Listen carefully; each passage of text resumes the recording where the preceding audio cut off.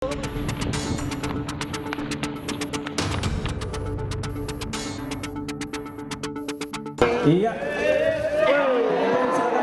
Nggak takut gua anak orang mati.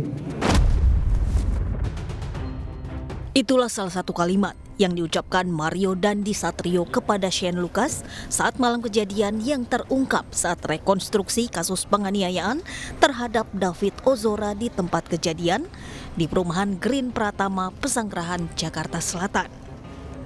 Dua tersangka yakni Mario Dandi Satrio dan Shane Lucas dihadirkan dalam reka adegan yang digelar Polda Metro Jaya di TKP.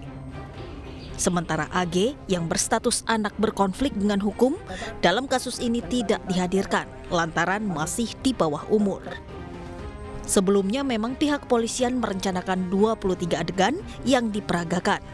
Namun dalam pelaksanaannya, sebanyak 40 adegan diperagakan dalam rekonstruksi ini sebagaimana peristiwa penganiayaan yang terjadi pada 20 Februari 2023 lalu. Tak ketinggalan, adegan Mario berselebrasi ala pesepak bola Ronaldo usai menganiaya David juga diperagakan.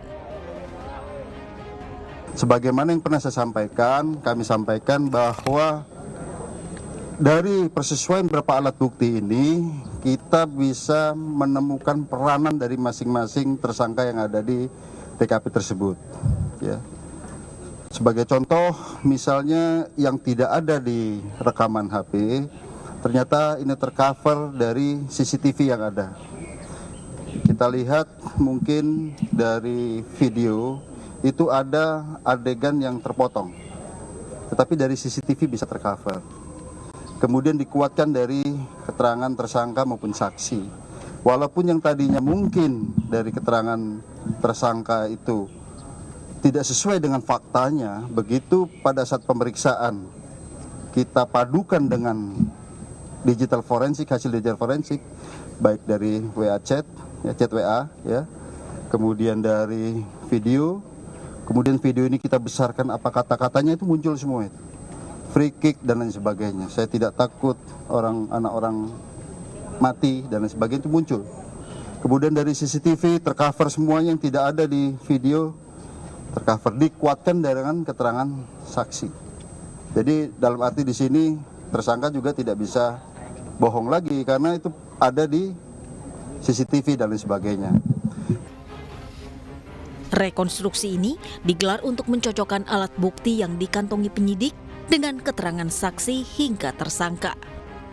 Tak hanya para tersangka, sejumlah saksi juga turut dihadirkan dalam rekonstruksi ini, yaitu N dan R selaku pemilik rumah terjadinya penganiayaan. Tak lupa, mobil Rubicon milik Mario Dandi yang digunakan saat kejadian pun turut dihadirkan dan terparkir di TKP saat rekonstruksi. Pemirsa, kapal patroli TNI Angkatan Laut dari Lanal Tanjung Balai Asahan menangkap satu kapal nelayan yang membawa 19 pekerja migran Indonesia ilegal. Mereka disembunyikan di kamar mesin kapal.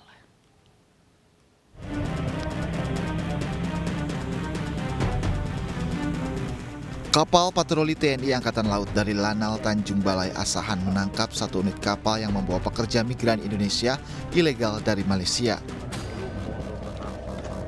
Petugas mendapati 19 PMI yang bersembunyi di kamar mesin kapal. Bahkan saat dikejar, satu orang ABK kabur. Kepala Imigrasi Tanjung Balai Asahan Wawan Anjaryono mengatakan 19 pekerja migran Indonesia yang terdiri dari 17 pria dan 2 wanita berasal dari berbagai daerah. Dari PMI tersebut ada yang dari Jawa Timur, ada dari Labuan Batu, ada Lombok, ada dari Asahan.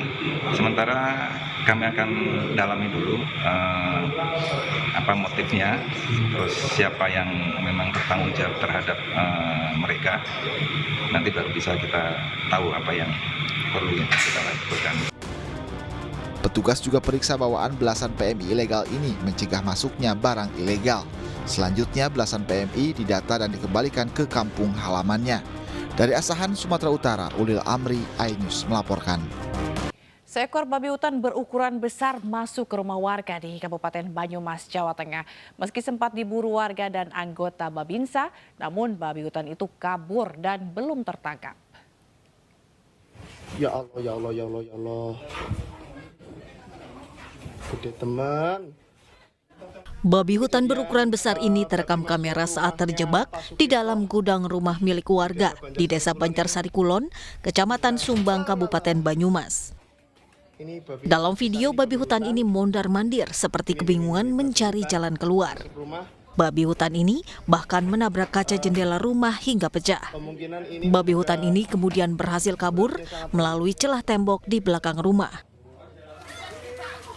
Warga yang mengetahui adanya babi hutan masuk rumah ini segera mengepung dengan membawa berbagai peralatan.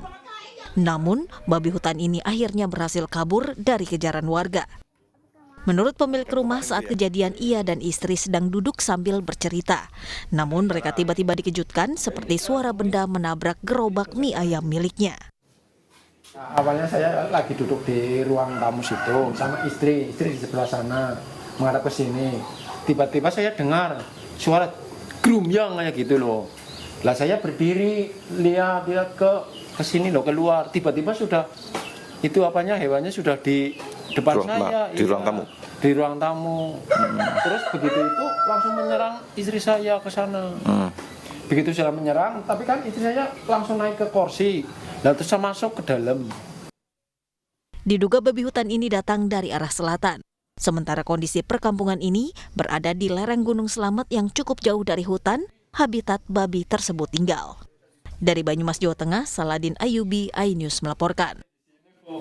Sementara serangan kawanan kera ekor panjang semakin meresahkan warga Temanggung, Jawa Tengah.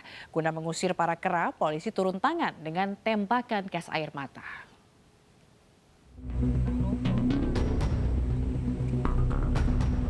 Kawanan kera ekor panjang menyerang lahan petani di Desa Paponan, Temanggung, Jawa Tengah.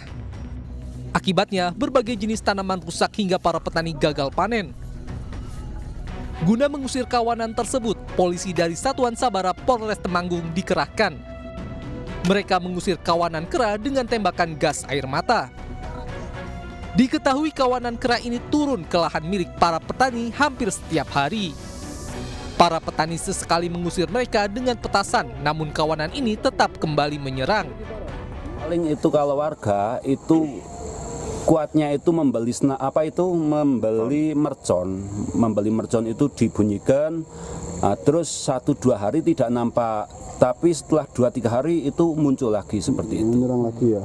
Dan itu kapasitasnya semakin banyak. Saya itu semakin banyak. Ratusan, Pak? Ratusan, kalau keluar semua ratusan. Selain mengusir dengan tembakan gas air mata, pihak kepolisian juga akan membuat jebakan untuk dapat menangkap kera. Kera yang tertangkap akan dipindahkan ke kawasan Jumprit. Dari Temanggung, Jawa Tengah, Didik Dono Hartono, iNews melaporkan. Kita ke informasi olahraga pemirsa. Sebanyak 69 atlet dari 21 provinsi se-Indonesia mengikuti Popsi Pool Circuit Seri 1 di Pekalongan, Jawa Tengah.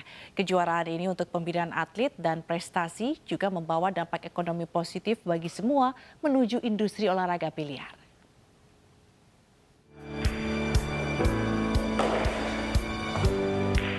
Pengurus Besar Persatuan Olahraga Biliar Seluruh Indonesia atau POPSI menggelar turnamen POPSI Pool Circuit 2023 seri pertama di Pekalongan, Jawa Tengah.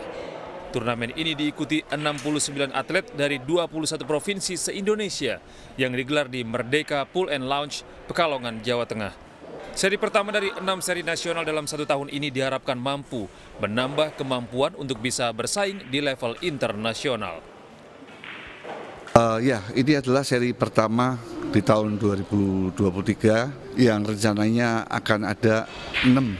Saya pikir persaingan sekarang antar atlet itu sudah semakin ketat ya, tidak terjadi disparitas yang sangat tinggi. Jadi siapapun punya peluang lah di sini lah. Ini sebuah harapan besar bagi kita.